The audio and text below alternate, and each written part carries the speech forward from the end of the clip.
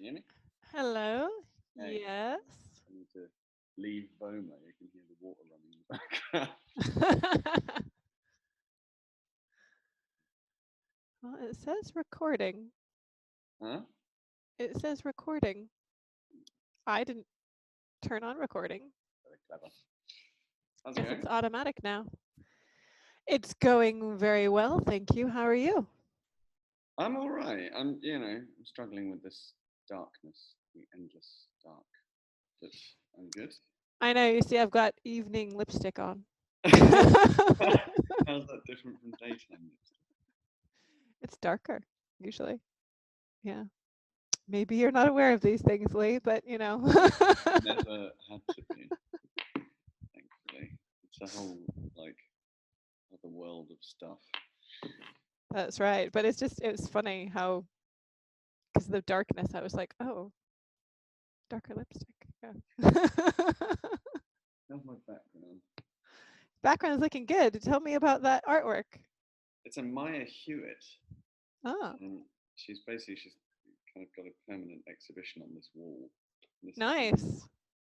it's kind of pretty miraculous because there's about a centimetre at the edge of the wall. Oh, I see. I'm doing that with my wall. With you see this big thing behind me that it's always there. This big thing, you see? It's rolled up. Juliet Losk. You know Juliet. I do know Juliet. It's going up, taking up a whole one of my walls right over there. Early ones. What's that? Is that one of her early ones? Yeah, it's actually from her Royal Academy MA show, which is where I met her. This is the piece that I did my research project on when I was at Tate. I was there with you. Yes, remember? Those I did. were the days when we first met. No. When I ended up showing her at the Fine Arts Society. Yeah. It's a great claim. I wonder, I can't. She's now being represented by, do you remember? I can't quite, it's escaping my memory, the name of the gallery.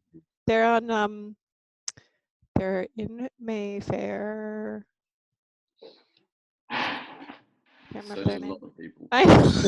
Oh, that's not a really, that's not very helpful, I know. But she's doing well. She's doing a lot of shows these days, despite everything. Yeah, despite one thing and another. Yeah. So, should we run through anything? Not really. I had looked through the questions. I mean, it's all kind of going to trip off my tongue.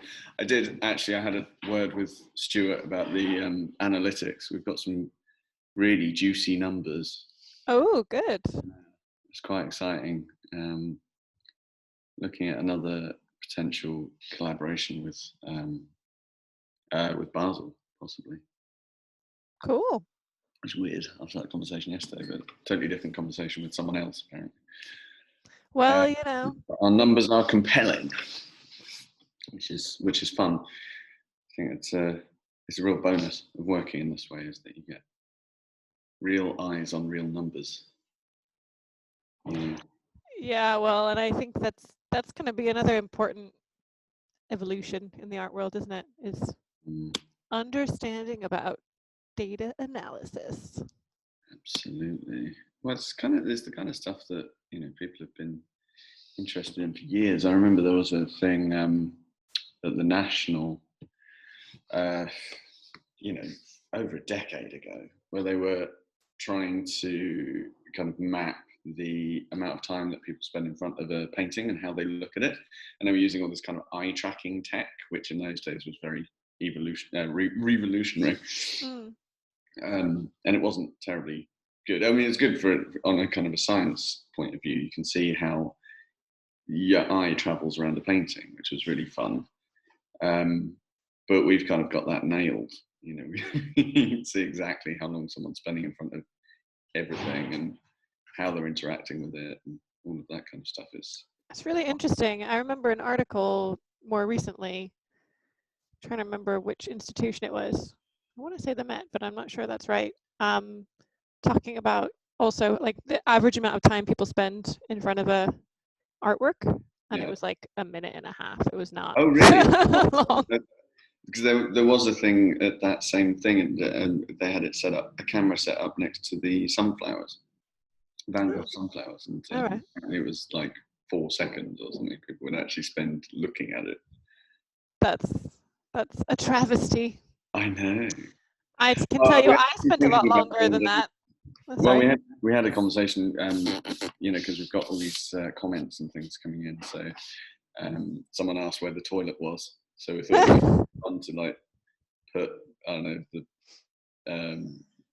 the like a really famous painting in like one of those outbuilding toilets, like as a kind of a little, you have to go there, you have to follow like the trail to get there. And then you open it up and there's the Mona Lisa or something. That sounds fun. You know, because you get to the Mona Lisa and you spend no time in front of it, and then you take a selfie and then you're off, and it's that big anyway. So well, it's some nice people to get closer to these things.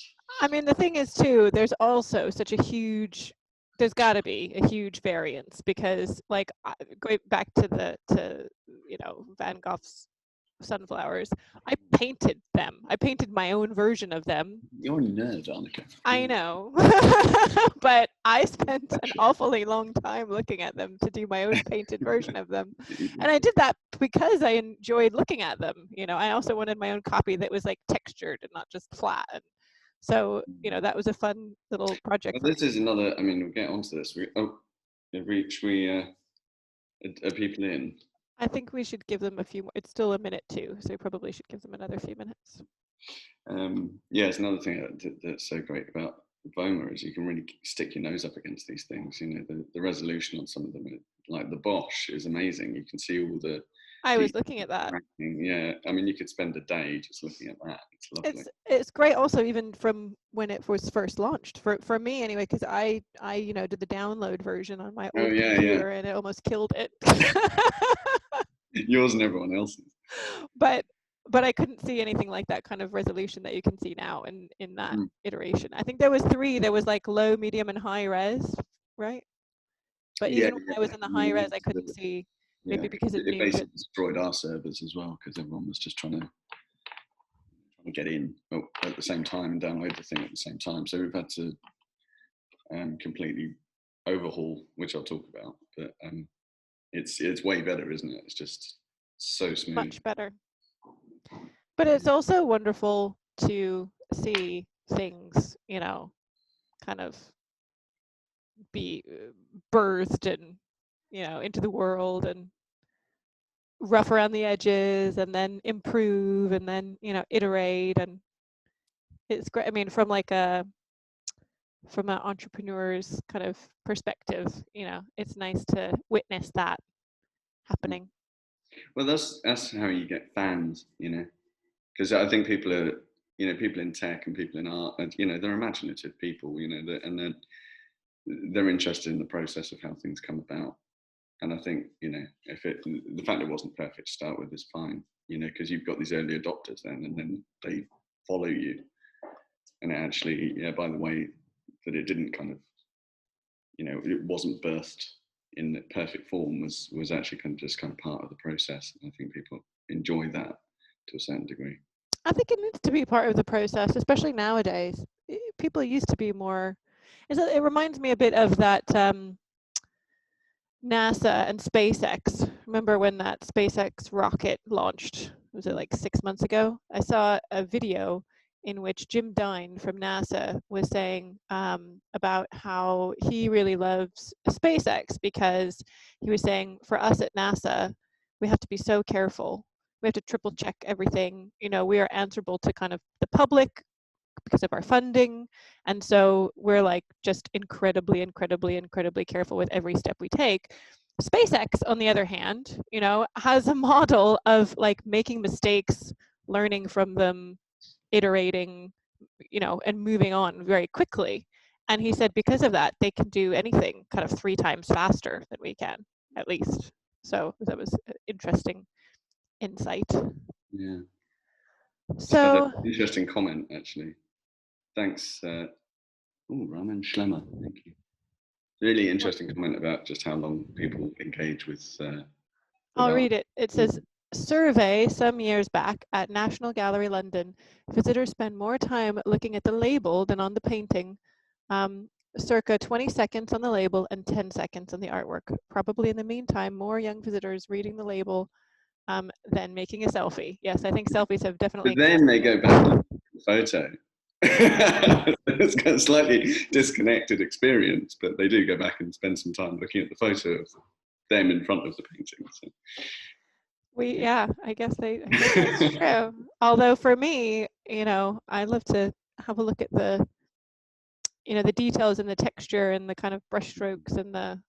Well, I'm one of those annoying people who always walks up and looks at the side of the thing.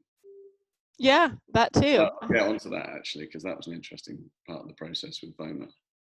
I'm curious to hear that. That does sound cool. Well, so why don't we kick her off and get it started now? I would like to introduce my guest here, Lee, who's joining us today. He's the artistic director of Voma and also the director of The 16. And Lee, why don't you tell us a little bit more about you and your background? For anyone that doesn't know, I'm Annika Eriksson, the founder and CEO of Articheck, and I'm hosting us this evening. So thank you everyone for joining us tonight. Yeah, hello everyone. So I'm Lee Cavalier. I'm currently, as Annika says, I'm the director, but I'd prefer artistic director really of Voma, because there's a lot of other things in there that I don't get so involved with, the tech side of things being the main thing. And I run the 16 Trust, which is a arts and education charity. So that's the16.org.uk. If anyone wants to go and check that out, that's to do with getting arts professionals into schools in deprived areas and essentially showing young people the various interesting ways that they can get involved in the arts as a career rather than just as an artist.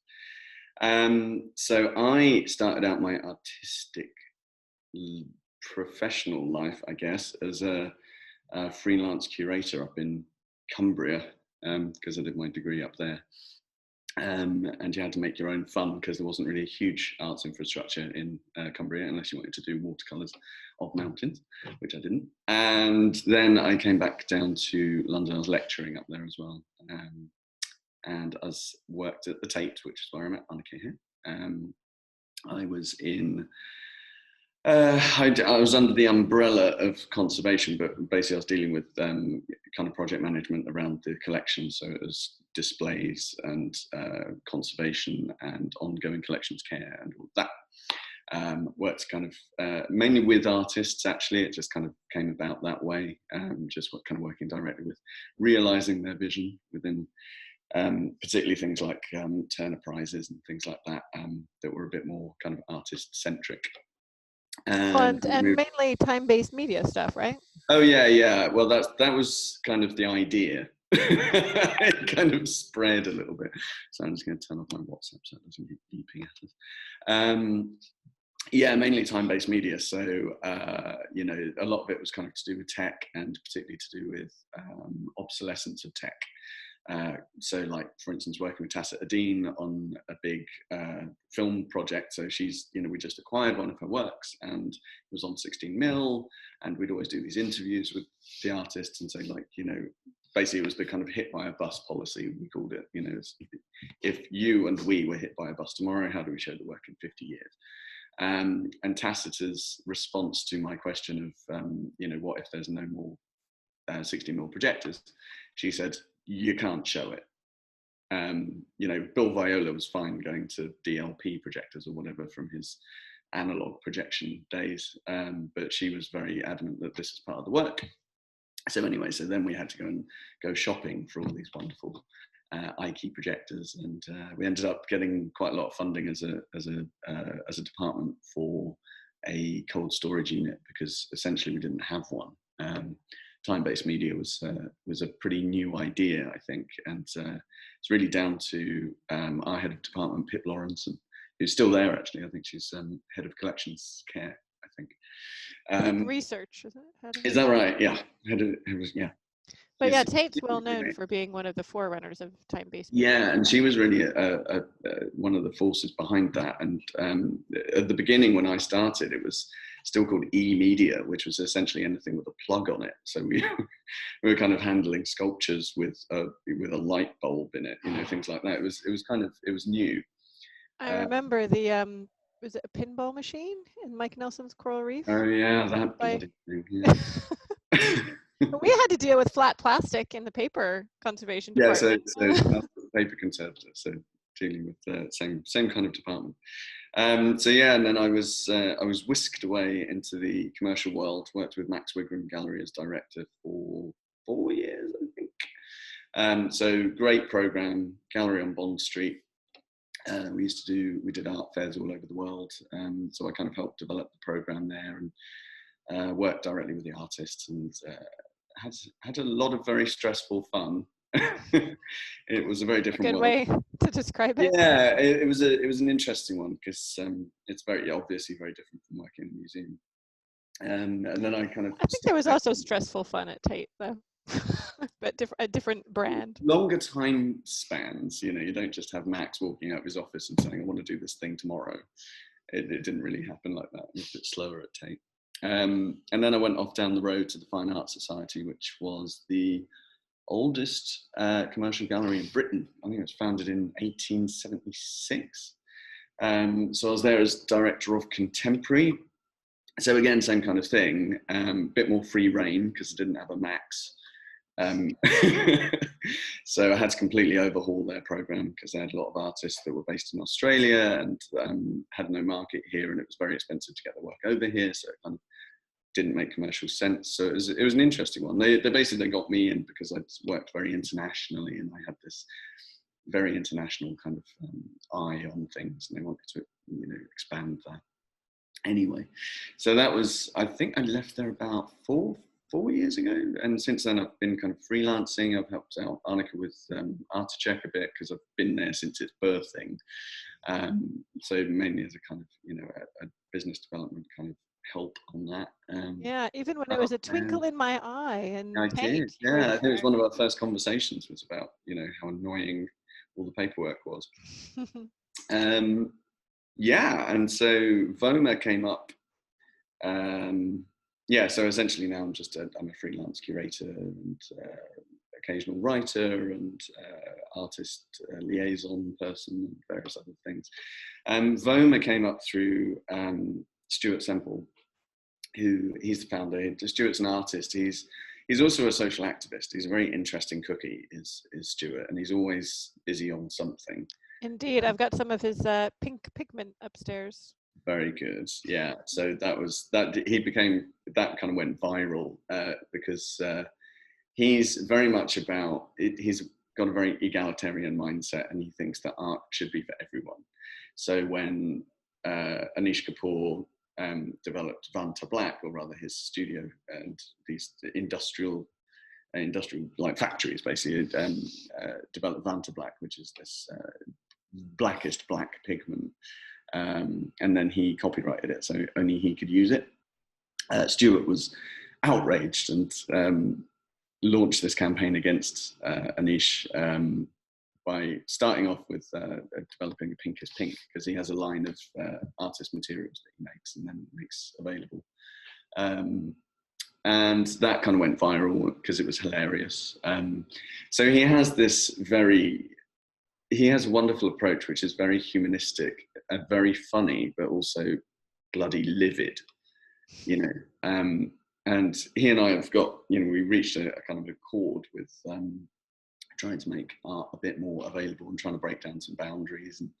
And so, yeah, so he approached me about 6 months ago to be director of Voma, which he'd kind of concocted in his brain and then just enacted himself. He did a brief Kickstarter campaign, but really it's through his own energy that this thing came about. So that's where we are now, and it just launched on the 5th of November, I think. It was the day before my birthday. in response to this latest lockdown, because we were going to develop it a bit more, but it was one of those things. It's like you could keep developing this thing forever and ever, and actually we are. You know, I've just had to turn off Discord, which is our little messaging thing, because the guys are coming up with ideas all the time. So I was like, let's just get it out the door, because you know people can't go to museums, so let's let them. Indeed, let's let them. Absolutely. Sorry to interrupt, but someone's messaged me about my sound, and I've tried to adjust this thing. Is it sounding all right now? Sounds good to me. Okay, good. Well, so that's very, very interesting. Now, I don't know if you want to talk a little bit about the technology that makes VOMA possible. Sure, yeah. So just to describe VOMA to someone who hasn't heard of it or seen it before, and I'll take you on a quick tour in a sec, actually. That'd be great. So VOMA is actually, I'll go on I'll take you on a tour while I'm talking, because that'd be more fun looking at my face for another 5 minutes. Can you give me screen sharing capability, please? I can indeed. I'll get VOMA loaded up. So VOMA was conceived as a museum that's for everyone, essentially.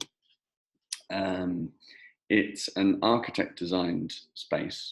It was actually designed by Emily Mann, an architect who's very interested in the theory of metabolism in Japanese architecture, who will just launch it. So a lot of what we do, is that showing up for everyone? Yes. So a lot of what we do has this we have this wonderfully helpful little video showing us how you do it. So this is when, as you land outside, we can have a little look around. So we've got blossoms there, the water's moving. We've got, basically this is a 3D video technology. The environment that we're looking at was built in a game engine. The people that we work with are very, very high-end 3D gaming and special effects designers. So they've worked on, you know, things like Red Dead Redemption and the Avengers movies and special effects and things. So they're cool. I know somebody that works in the Avengers movies. That's some people from Camberwell, from my uni. Really fun. Yeah, amazing. They're in LA now. Yeah. So yeah, so essentially, each of these hotspots are things that you can jump to. We did think about having people walk around the space. I think people are quite enjoying the jumping, and also walking from space to space.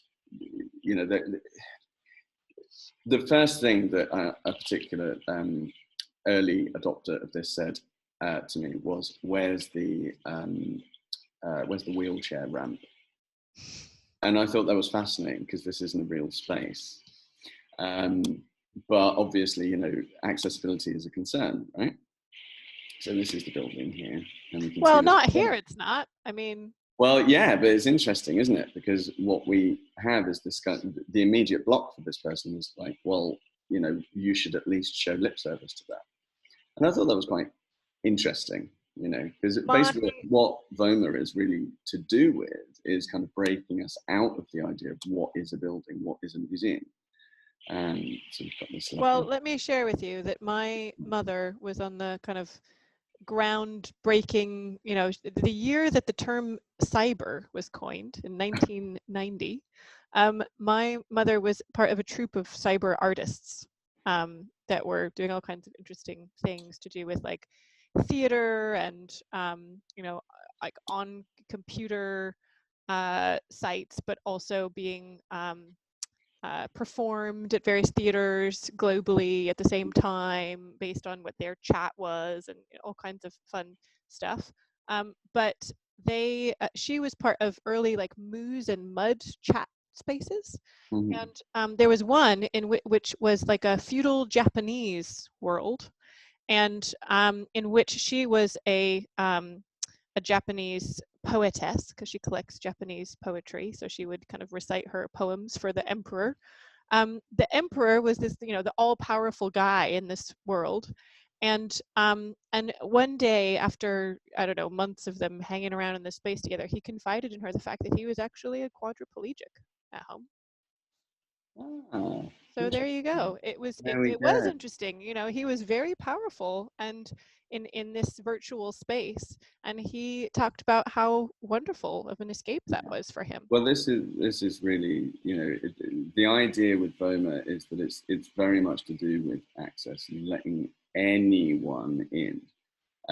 As we were talking about earlier, we did launch this earlier as a download, which, and I'll kind of come on to that later, is like the conversation about,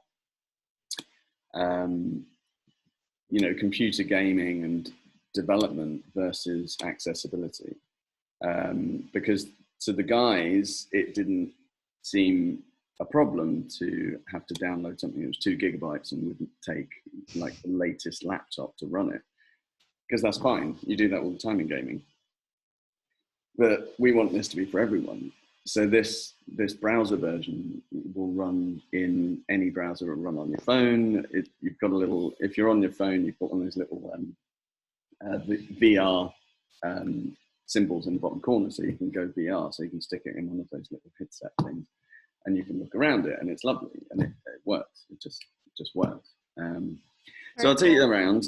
So we're landed in Gallery 0, I called it. So this is the first show. It's called As We Meet, which I just thought it would be quite fun to, bearing in mind where we are in the world, to curate a show that is to do with meetings. And, because we haven't really got to meet for the last 6 months. Not as much as we'd like. Not as much as we'd like. So here we've got works. Basically what I wanted to do was collide different ideas from approaching the same kind of subject matter, but from different cultural and temporal angles, essentially. The wonderful thing about VOMA is that we can have this Paul Arago here. Let's have a little look. Actually, let's have a little look at the Caravaggio. So you can click on the label there, and that will load up. It's running a bit slow, so I'm running too many things at once. So there's a little bit of text. There's an audio guide here as well. I don't know if you'll be able to hear this, but we've got it in French, Italian. Caravage. Le Caravage est une figure unique dans l'art biblique. So we've got that in several languages. We're going to be getting it in Chinese, Arabic, and various others, which we'll just keep uploading, because we can just keep updating this. We're updating it every day. You can go and stand in front of the piece, if you like, which is nice, and then you can zoom in on it. Or if you just want to look at the piece without its frame, then you can just zoom in and have a lovely look right up to it. And you can see the resolution on it. It's pretty amazing. Yeah, let's have a look at that wound. Yeah, right? There you go. So I wanted this piece in first and foremost, because this is that ultimate kind of, it's the ultimate intimacy, isn't it, this moment? It's so grim and so Caravaggian, like, well, let's have a look, shall we? That kind of curiosity that we have about each other. So you can see that there are edges to things and there are frames to things. So this has been, like I say, it was designed in a game engine by these incredible 3D artists. So they've looked at the textures. They've concentrated very much on getting it to feel as much like a real space as possible, so that we can wander around and we can hop from one place to another. There's also I like that I was able to see cracking. Yeah, that's on this one, right? Yeah, so I don't even need to walk over there. I can just click on that if I want, and I'll just bring it right up, and then it takes a bit to load this one because it's massive. But you can have a good look right up to it. And there we go. Yeah. There's your cracking. So yeah, so the resolution's really, really fantastic. And you look in this room, we've got Nelly Guambe there, artist from Mozambique. We've got Amate Golding. I love Paul Arago. Yeah. Paul Arago, big fan. This is a fun one here in front of us. We've got Martin Gustafsson, so you can see it changing because he basically just keeps over painting his painting. So this is two versions of the same painting because he never really considers the act of painting as being finished. So he's been working on this thing for a number of years. That is fun. And we've got Li Wei over here. So you can see it's quite an eclectic mix. So we've got, you know, ancient painting that paintings that we recognise from history, and then we've got artists that have never been shown before in a museum. Like, I mean, Amate, I think, has had 1 or 2 smaller shows in museums. But Nelly Gwambe, you know, she's from Mozambique. She's just kind of upcoming. She's an amazing artist. I mean, look at these drawings. Just absolutely awesome. So very cool. Yeah, very cool. I noticed you have the Gordon's Gin video. I remember you told me when we were at Tate about how you loved that piece. I remember it was up at Tate Liverpool when I was there. Yeah, well, I set it up in Tate Modern. Oh, did you? Yeah, and I just love it. It's just one of those brilliantly comedic, but very, very kind of well observed. So British. Very British. I'm talking about meetings, you know. And this room I was really excited about, actually. This was a collaboration with an artist called Abe Odedina. I like the wall color too. Right? Doesn't it look lovely? So basically what I wanted this show really to do was, by the contrast between different artworks, look, you know, asking these artworks to have a conversation with each other and maybe reassess their standing. So in this case, we've got Manet's Olympia, and with all the BLM conversation, there was that day where everyone posted up black squares on Instagram, and it really infuriated me, because I really hate when people bandwagon and it doesn't do anything. Just says, yeah, me too, I'm special too. And it's this kind of annoying virtue signaling. So, but I thought I should probably post something. So I ended up posting up this, because what I liked about this particular work was that this used to be seen as, you know, it was a representation of kind of female power. You know, this is clearly a prostitute, and she's raised up. You know, it's a remake of a Renaissance painting where she's laying on the floor and all demure, and you're looking down on her. But here she's looking down on you. Her eye is above yours. You know, your eye level is around her belly button there. So this was, you know, obviously the guys who were walking, you know, it was mainly men walking into this space with this painting, would be looked down upon by this woman who was in a position of power. Great. Thank you, 1863. Now let's have a little look at her servant in the background. So this was actually, it was painted about 4 years after slavery was abolished in France. So we've got this servant in the background that's painted in such a way that she's almost invisible.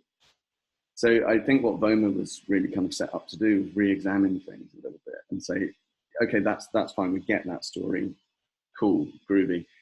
What about her story? And the thing is, because, I mean, look at me, I'm a, you know, white middle class bloke from England.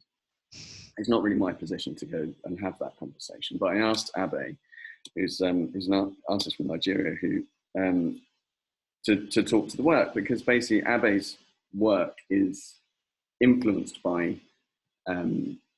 European, you know, 19th century European work, but he's got this particular take on it. He paints women a lot, paints them as these kind of very strong, very, you know, very energetic characters. And I wanted him to really have a word with this, because I'm not equipped to do that. And I think what Voma is very much about is this. Well, he's done a good job having a word. It's amazing. I urge everyone to go and read the piece that he wrote on the wall as well, which is very lovely.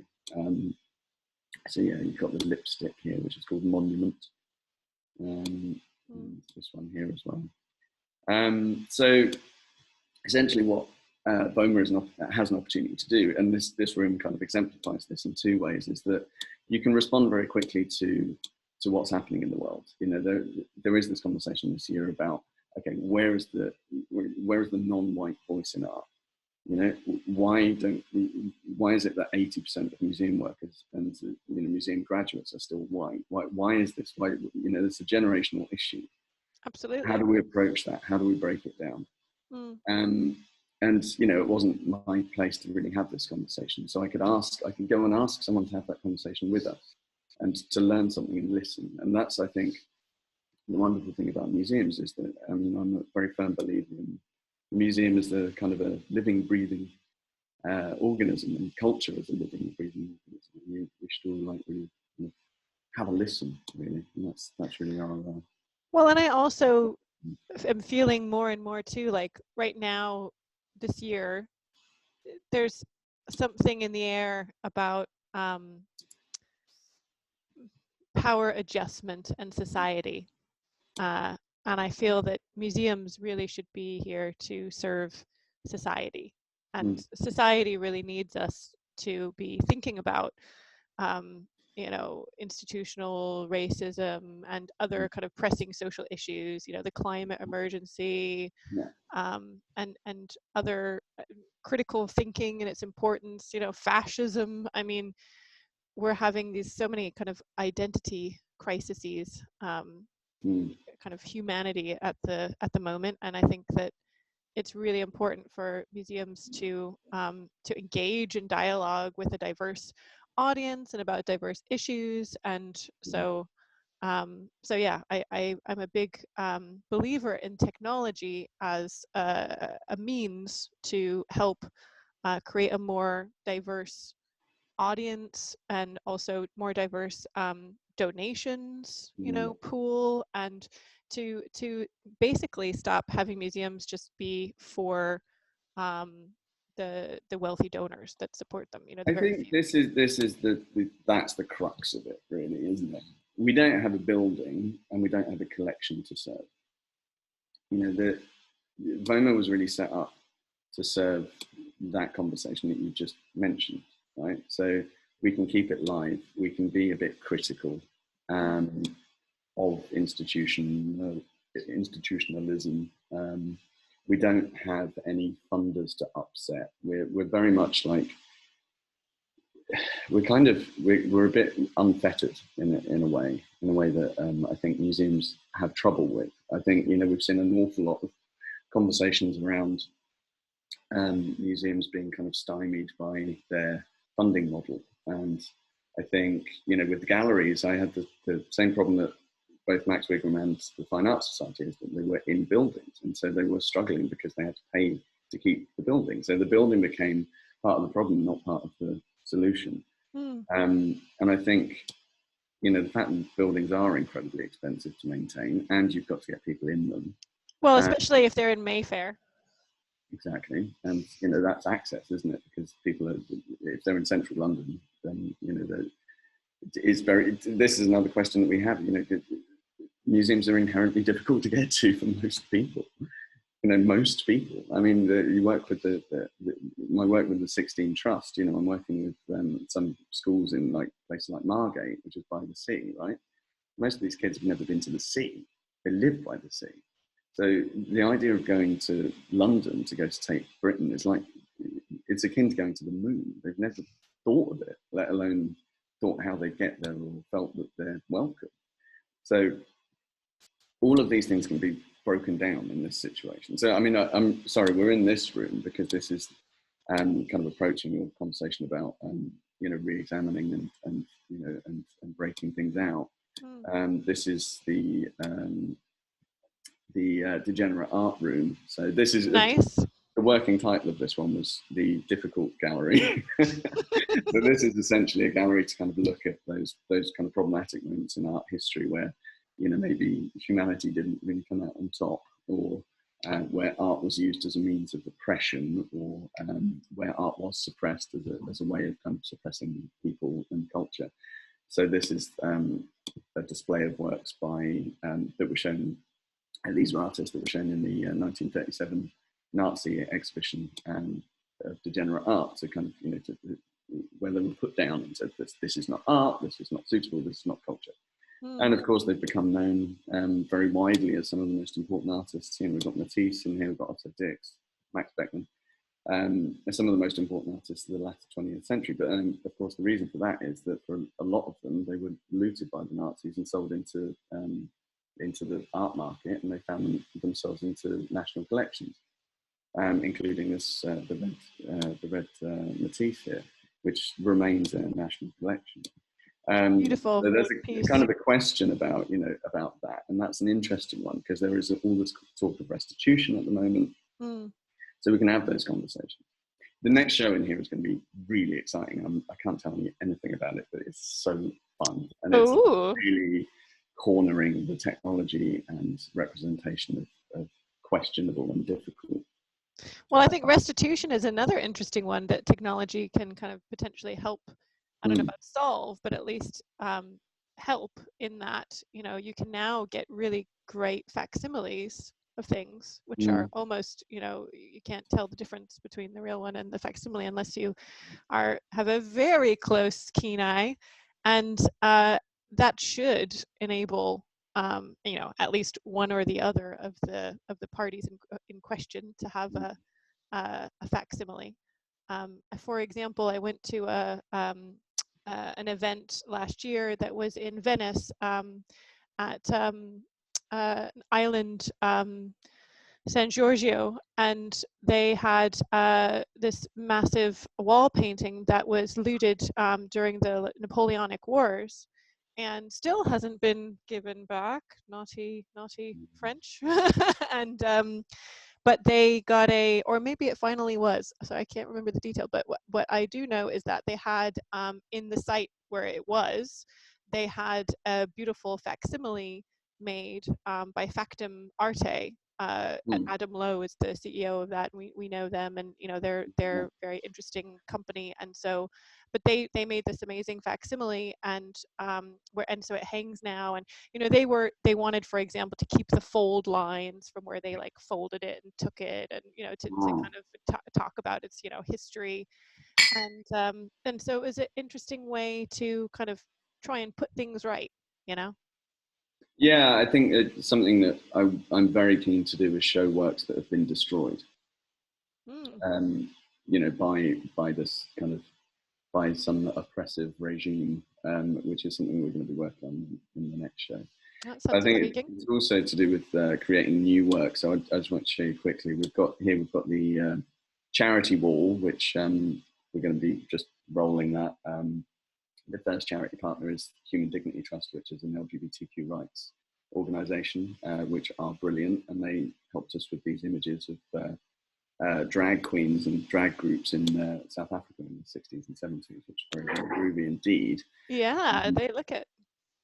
And then over here we've got this is the artist space. So essentially, this is going to be a commission. So this is by Phoebe Boswell. She's responding to the space, and what she is doing is Grammy worthy. It's absolutely amazing. And what was fun with her was she's like, well, of course you've given me the smallest space because I'm the artist and I just get a corner. I'm like, yeah, that's lovely, Phoebe, but you know, and she's great. I love her. She is so sharp. She's an absolutely fantastic artist as well, but she's very on top of all of this. And I think over the summer, she's Kenyan British, and over the summer she's been having some, you know, moral kind of questions herself about, you know, her own success and sale of her work into museums and things like that. So she was actually a real guide in the last few months, and you know, her along with other voices. So this space here is actually a commission. And I said to her, you know, when she said about the space, she'd been making some works about her family home in Mozambique. Oh, sorry, in Zanzibar. And I said, well, look, if you want, you can walk in that space and it can be a beach in Zanzibar, if that's what you want. You know, this isn't a real building. You can do what you like.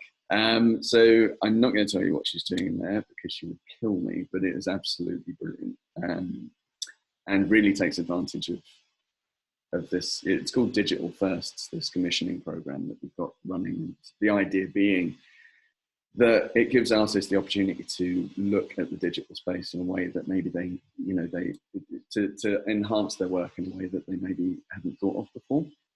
Great. Well, and I think that's what we need, right, with digital in general in the art world, is like, is not that it makes sense that at the first step is kind of, let's take what we do physically and put it online, you know, but really the next step after that needs to be, you know, what are the pros and the benefits and the opportunities of being in a online or a digital space? What are the strengths of it, and how can we utilize those strengths? How are you free? And also, you know, the great thing about artists is that they're smarter than we are in these things. You know, They understand how to break down barriers. They're creative thinkers. That's it, inherently. So we need their help to get us to this. So we've got Phoebe, we've got Boomy Thomas, we've got Abe, helping this along and saying, like, questioning. You need to invite people in, and that absolutely, in a way, that's what we can do here in a way that I think other institutions, other galleries are kind of are less free to do, because of the constraints of the real world, I guess. Well, and also with museums, I think they don't have that kind of relationship with artists normally, to be honest. Yeah. Unfortunately. And I heard the same thing, interestingly, in a webinar I was in that the Boster Group put on with the American Ballet Theatre director. It was very interesting because they were incredibly innovative and dynamic, over the whole COVID period. And she kept saying, she kept saying over and over, you need to talk to the artist. All these ideas came from the artists. And I just was thinking at the time, like, it's kind of not how the visual arts community works. But yeah, I'm glad you are. That's fantastic. Well, it's, why would you not? You should. They're so smart. They're so intelligent. They know what they're doing in ways. And I've always been a great advocate of, using other people's brains, because I realise I've got a brain, but it's mine, and I need other people's perspectives. We all do. When I go to a museum, I want to see new stuff. And so often I see the same thing again and again and again. And that's because of certain constraints. They've got to get bums and seats. They've got to sell tickets. That's why we keep getting Warhol shows. I mean, I think we've seen enough of Warhol, thanks. I have forever, personally. Forever. Thanks, everyone. But, I need as a white bearded posh bloke to go somewhere where new stories are being told. And that's, we've got an opportunity to make that a bit easier here than maybe it would be in a museum. I think you said to me in a conversation we had not long ago about, that museums feel the need to be the authority, and that's one of the problems they're having in these times is that, nobody's the authority right now, right? This whole year has been all about I think we need to kind of recognise. But I think that's unfair on museums, on museum staff. Museum staff are specialists in their field, which is, collections care, in, interpretation, in all of these things. They're not experts in everything. They're not experts in culture. You can't lay it entirely at their door. We need to collaborate. Right. What we're looking at here, I'll just talk you around this quickly. This is our little chat room. So basically you can go in here and you can say, I'll meet you at table 3, and then it loads up a little chat bot and you can all chat. Idea being that you can go in there and you just select a username. You don't need to sign up for anything. And then you can just have a little chat in there. The idea here is that it's going to be a kind of a breakout room for people, so we have people chatting in there all day long, which is lovely. So you've got people from all over the world chatting. We've also got this up here, which I'll just open up briefly. This is Caucus Collective from in the way. So this is a DJ collective from Beirut who are raising funds for disaster relief, because obviously, they just had their city blown up. Yeah, wonderful. Holding an event for them in here, which is a fundraiser, and I urge you down there. There's a little link, and donate to that as well. That's great. Well, and it's nice to have a chat space. I like that's a recent addition from the last time I've been here. Was it? Yeah, I don't remember. Unless we're very open to. We've got this little thing up here as well, which is chats, comments, and suggestions. So yeah, we get that all day as well. It just goes into a central database, and we can just look through, and it is really enlightening. I mean, generally everyone's having a wonderful time in here, which is great. We do have the odd thing where someone said, "Where's the toilet?" And I don't know if they were joking, but I think we're going to actually put a toilet out in the forest there somewhere. Which I'm thinking about cheekily putting maybe the Mona Lisa or something in, so that we can actually get close to this thing. It's like a little Easter egg. We've also got a little shop in here, which I'll show you briefly. This is where Stuart comes into his own, because Stuart is brilliant at all of this e-commerce stuff. So we've got T-shirts, we've got tote bags, we've got, we're going to start selling, Abe's got a new book out that's going in here. We're selling Elephant magazine in here, various other things. So that just opens up a little external website, and you can just buy things. The clever thing about this is, and this is where Stuart's his genius comes in, is that a lot of these things are essentially what they'll do is contact a local, like if I want one of these Voma mugs and I'm in Indonesia, it will locate where you are when you buy it, and it will send the order to a local printer who will print that mug for you and have it shipped out within 3 days.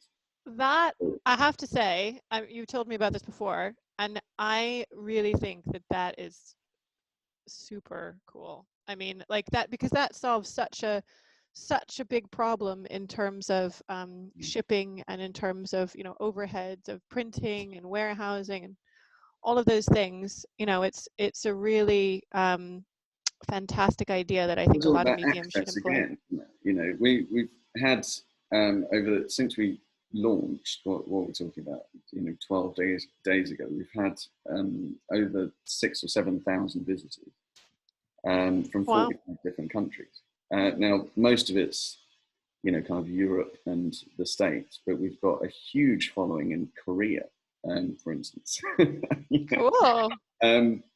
And they love it. They love us in Korea. I just did a big. Well, they've got their finger on the pulse over there in Korea, don't they? Really know what they're doing, don't they, tech-wise? Yeah, I just did a huge interview with a national paper in India as well. So it's truly global, and you've got to kind of, you know, you've got to kind of work with that, and that's a challenge. Obviously, we're getting a lot of questions. Which let's have a look at some of them. But just before we do, one thing I want to quickly say is that I think that that is a really great and important opportunity for museums, is e-commerce and kind of figuring that out more effectively.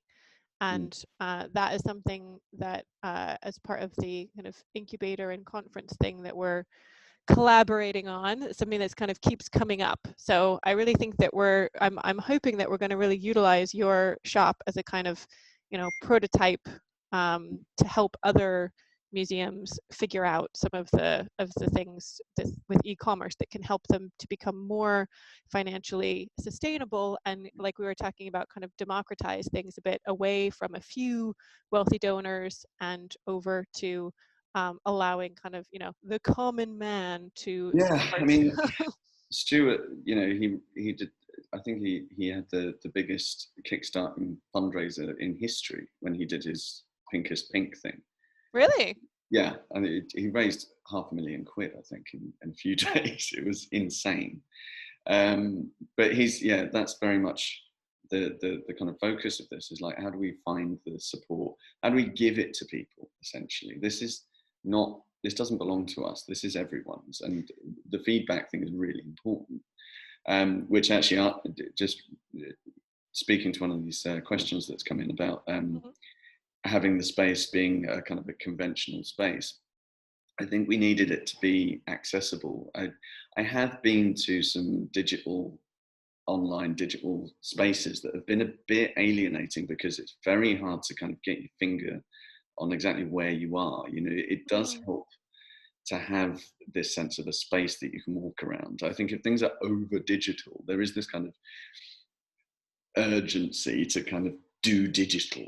And we're not really particularly interested in that. What we wanted to do was create a museum. There are opportunities within it that are unconventional, and I think what Phoebe's doing is pretty amazing.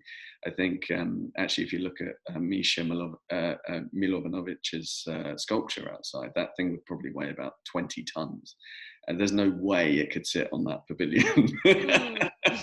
So there are impossible things happening. The building itself was actually impossible; it couldn't stand up. And also, we get to change it. When I came on board, Voma was sitting on the edge of a cliff. It's now sitting on the edge of a lake, and it looks completely different. We are going to be changing the building. I think something about shaking up the idea of a museum is also getting rid of the kind of the sense of the monumentality around the building itself.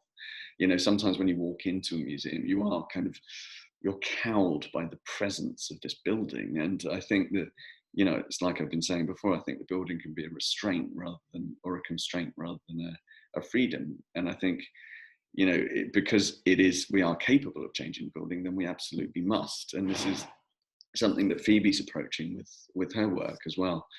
This isn't a real space, and I think it is important for us to have, I think, someone's mentioned here, the aspect of, why we're using these kinds of artworks and like the surat and all of that.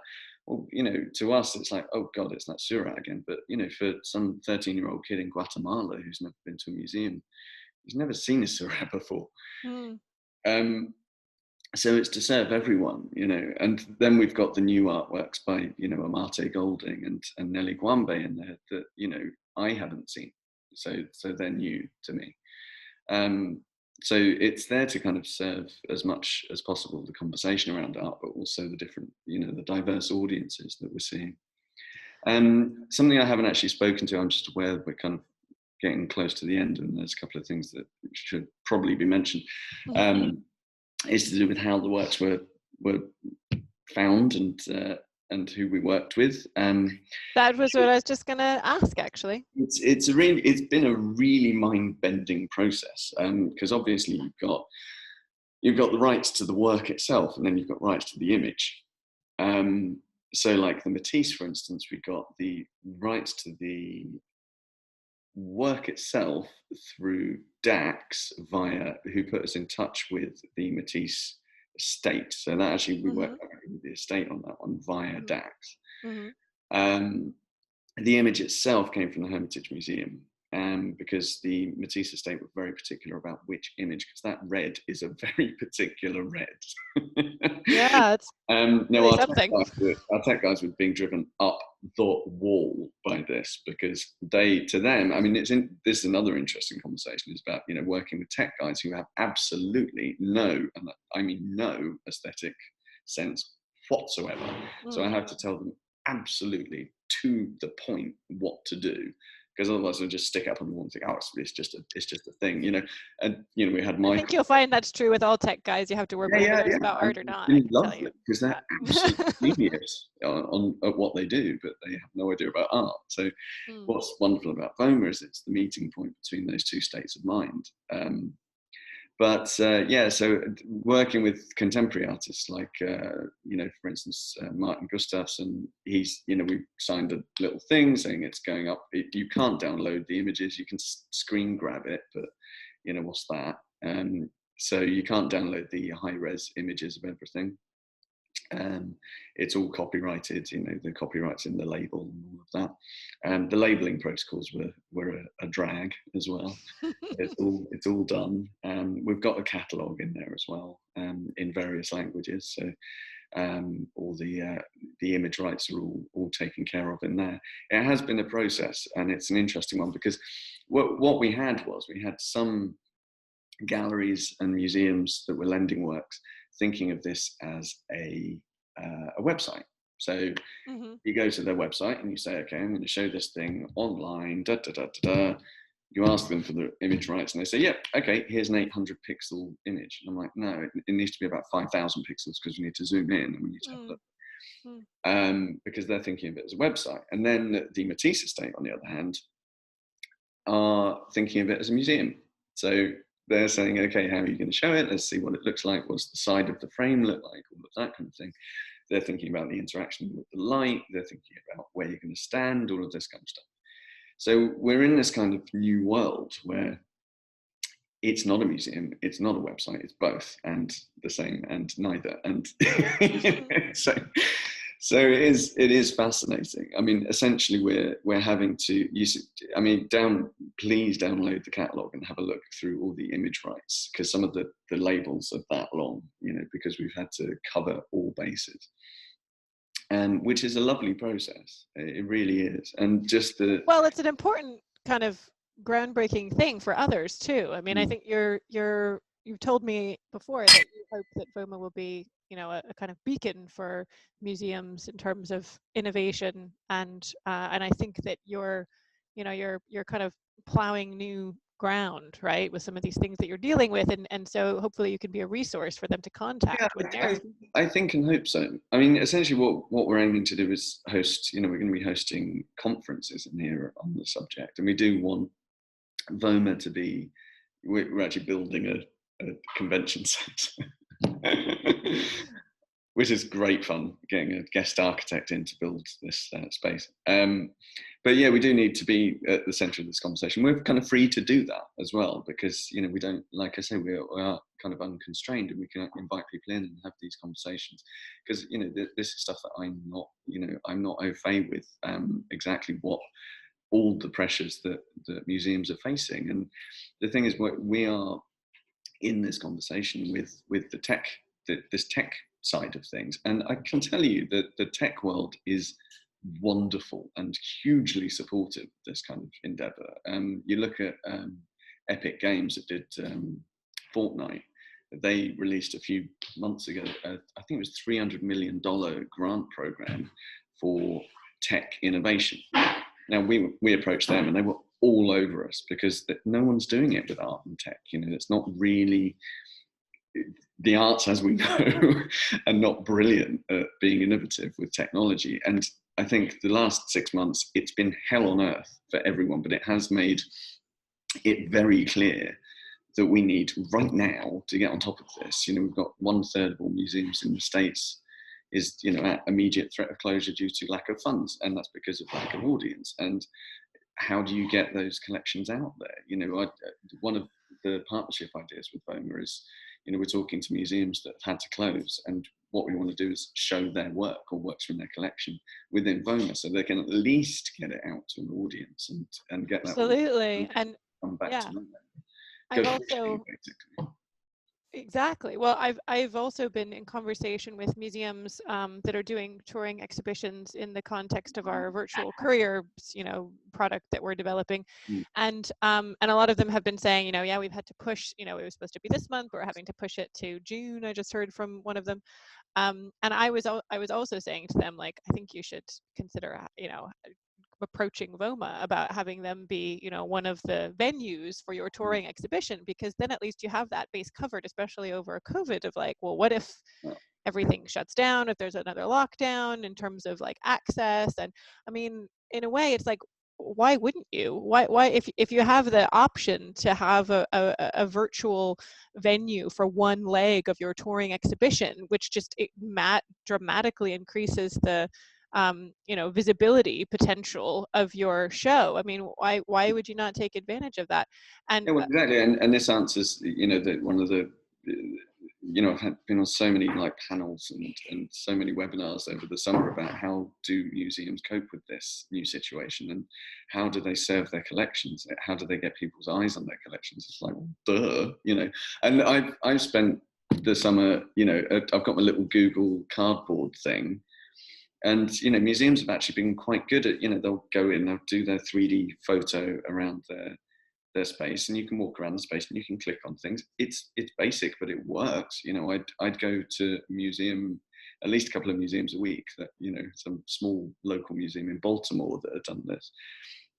It's something, it gets people in there, you know. Yeah, Waddesdon Manor done it. And Matterport, you know, and also I recently did a curator tour on Zoom at a small house in Cambridge, and that was really interesting. Dennis Parr's house, and you know, they'd also done like a Matterport thing, but they were like touring us through and showing us all the different, you know, things in the house, and I thought that was great. You know, a lot of places should do that, and you know, I think one of the issues is that, you know, everybody's reinventing the wheel. Everybody's trying to figure this out on their own in a silo, without the experience, without the expertise, without any budget.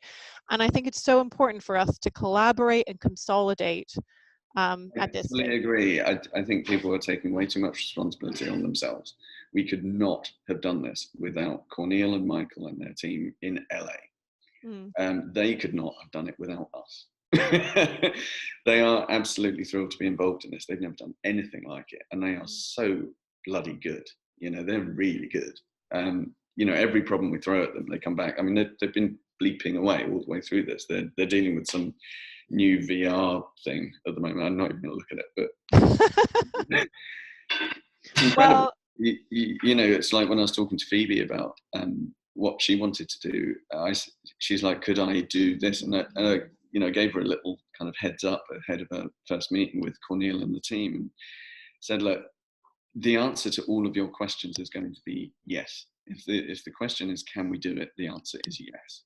No matter how insane it is, yes is the answer. And it is completely brilliant. And I think what we've got here is, we've seen a few kind of 3D galleries and digital galleries and stuff before, but I don't think anyone's been mad enough to do this as a non-profit.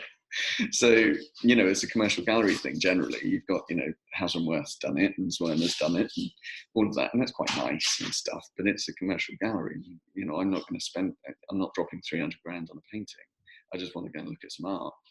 Right. Which actually kind of brings me to, I think I've kind of covered it, but someone's asked, how do I select the artist charities and such? It's a broad thing. It's a nice broad brush. It's to do with conversation. It's a conversation starter, really. I like it's always been my kind of habit with curating to kind of start from a point of not knowing and learn through the work and get the work to kind of talk amongst itself in a way and create new conversations. The charity was specifically chosen because it's Pride Year. So, there is a bit of a LGBTQ kind of thread running through one or two of the rooms. But I wanted to kind of have that kind of properly represented. The next one's going to be to do with women's rights, and particularly the rights of the woman's body and pro-choice questions. Great. So, again, we can kind of keep this stuff, relevant with what people are really looking at right now and where those conversations are currently at, with an eye to, maybe pushing them a bit further.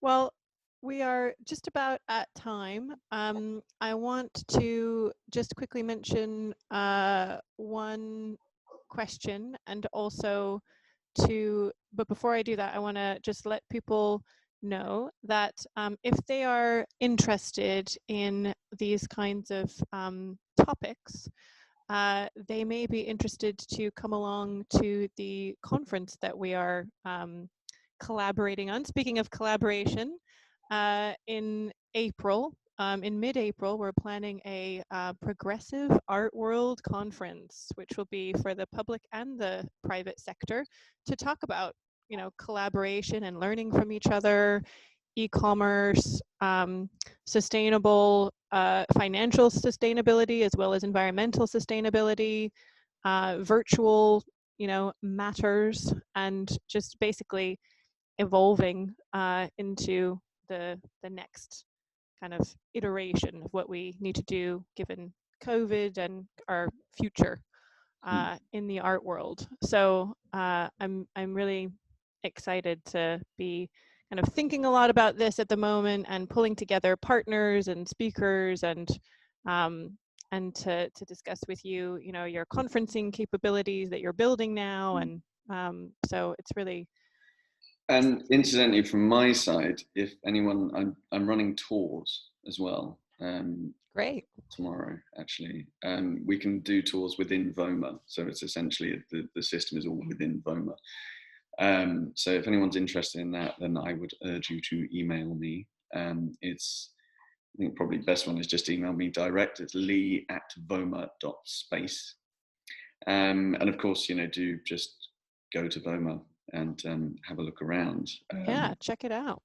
And so the one other question I wanted to answer is, at the University of Detmold in Germany, students are organizing an exhibition with their digital media. The exhibition is supposed to be at the Bauhaus, but most likely it will be completely online. Could you suggest a platform to exhibit not only paintings through a virtual path, but also video and VR? Thanks in advance. From Marzia. There's a whole bunch. If you look at, there's one called 3D Vista, which is a piece of software. I think the license is pretty inexpensive. There are companies. Matterport that I mentioned. Matterport's one. And there's one called Empiria, which is based in the UK. EMPERIA. They started in fashion. They got into art. COVID times. I've worked with them times on community projects. No, it's lee@voma.space. And it's the website is voma.space, by the way. So yeah, there's a few of them out there. I think if you just Google, 3D gallery software, you probably come up with some good stuff. And a lot of it does the same kind of thing. It's like, your 3D photography and your hotspots and everything. It's pretty simple. I just did a really great community project with the Lightbox Museum in Woking, just outside of London. I know them. They're our customers. Oh yeah, they are. Yeah, the collection there, and they're absolutely brilliant. And we just did an exhibition because it was a community project. And I said, look, it's got to be accessible. Let's not do it in a space. So, and by the way, I went to the Bauhaus. I was talking about my little Google cardboard. I went and walked around the Bauhaus using that. How was it? It's great. Never been there before. I mean, this is the thing about something like Voma. I mean, even I went to 20 countries last year. I'm all over the place all the time. I'm one of those annoying art world gadabouts. I've never been to like some of the museums that I'd love to go to. I've never been to Bilbao.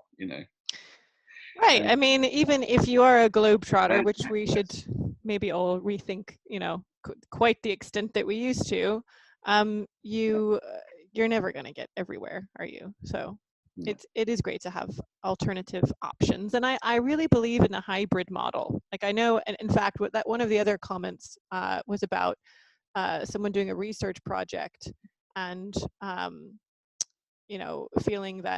wondering, hold on, I'm just trying to find Alexandra was saying about doing a research project and a survey about interest in virtual and online museums and art experiences, and that there was kind of generally negative response. And I believe, I've talked more about this, I have to admit, in the private sector, in the commercial gallery world than in the auction house world than in the museum world, but I believe the future is going to be a kind of hybrid model. I know that for example, when I'm shopping for clothes, I will do research online. I'll try and filter out the guff and find something that I like, and then I'll go to the place and I'll try it on and I'll buy it, either online or in person, whatever is convenient at the time. So it's like a research, hybrid model. And actually over lockdown, one of the things that was great for me as a project, kind of delving deeply into something, I joined Masterclass, which has this really wonderful online content. And I listened to David Lynch talk about creativity. Oh, wow. Which was amazing. It was so great. I was, in my gallery, in my garden, listening to him talk about it.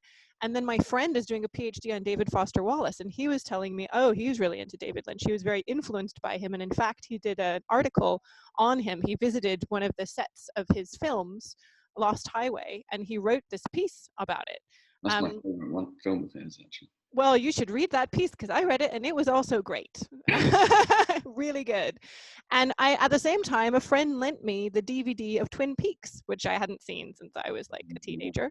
And so it's like, I'm going to do all these things. I'm going to read David Foster Wallace. I'm going to listen to David Lynch talk about creativity. I'm going to watch Twin Peaks. I'm going to put it all together in my brain, and it's going to be amazing. And it was a really wonderful thing that I would not normally get to do just because of, busy life. But if an online experience can help foster this kind of deepness into something, I think that could be. Yeah, I think there is I mean, I love going to art fairs. My last one was, which one was it? Was it the Mexico one, Zona Maco, probably, in like March. And I love that. I love the way that I walk around. I love the way that I experience it. And, you have these conversations with people that you don't expect. You meet new things that you don't expect. I'm always out there because I'm a dealer as well. So I'm always 1/10 of my brain is always looking for something for a client, and then something else, looking for new artists. All of this kind of stuff is going on. Now, I did a I've been doing a few kind of VIP tours, like the Art Basel, OBRs, the online viewing rooms and freeze OVRs and things like that. Yeah. And I went into it thinking, oh, it's not as good as walking around with, a glass of wine in hand, trying to recreate this experience. Nothing beats free champagne. But it's also like the fact that I was in a room with, 45 other VIPs, and some of them were collectors that I know and have sold work to, but it's not the kind of thing that you can't just saunter up and say, hey, so what do you think? But I realized that's kind of an oldie worldy thinking, maybe I should get over myself a little bit and just hit them up in the chat and say, hey, we should have a chat afterwards, And plus I'm sat on my sofa and, if I want, I can just go out in my garden and do all this. There are new opportunities. And I think, the general consensus from the art, the gad about art world is that we're not going to go back to the old traveling circus anytime soon. I mean, Max Wigram, I was doing, 10, 11 art fairs a year? It was insane. And that's like 2 weeks at a go, and you're in the wrong time zone, and you don't know where your brain is half the time. Yeah, it's impossible. And the clients feel the same. The collectors are being dragged from pillar to post all the time. You see them, like this. Armory last week, then this, and then that, and it's exhausting. And got a bit too much, and museums agree on their side that the blockbuster exhibitions have gotten to be a bit too much, and there are too many collections that just sit there in storage and don't get seen, and it doesn't make it. Just there's a climate emergency, people. But there's that as well. I mean, we didn't even get onto the carbon side of things, which is just brilliant. At FOMA, because I think what's the figure that we got from Tate Modern? I think they use the equivalent of 13,000 households a year. 28,000 homes equivalent. One building. Tate has 7 of them. That's one. And that's after a 40% reduction over the last 4 years. It used to be 50,000 homes equivalent, that one building. Yeah. I mean, what I want to get on VOMA is a kind of a running total of how much carbon we're saving, because essentially if that was a building in the real world and I'd had to fly all of this stuff here, I'm actually talking with Arta about getting that kind of calculated up, because it is ridiculous. I mean, this artwork has come from all over the world. We've got, I think it's every continent apart from Antarctica. That show, all those shows, it's truly international. So to gather all this stuff together would have been a logistical feat beyond imagination. I curated the show in about 2 months, I think, 2.5. There's no way you could have done that. I think that's another great point, because that's another limitation that museums normally have. This like 3-year planning. Bosch. I mean, I wouldn't even want to. It'd be terrifying to move that Bosch. Have you seen it? It's like they wouldn't lend it to you, Lee. Let's face it. They would not. This is another thing as well. I mean, people are very, very keen to kind of get the stuff out there because they know that it's going to get a good audience, and there's no danger to the artwork. So win-win. Why not? Exactly.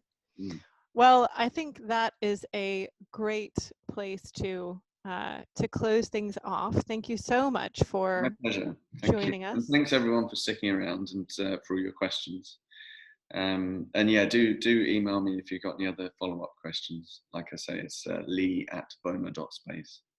And enjoy. Super exciting to get to know VOMA a little better, and very excited to continue to collaborate further next spring. And if anyone's interested in learning more about that conference, then get in touch and let us know, and we'll put you on a waiting list. Thank you. All right, thanks very much. Wonderful evening, and good night.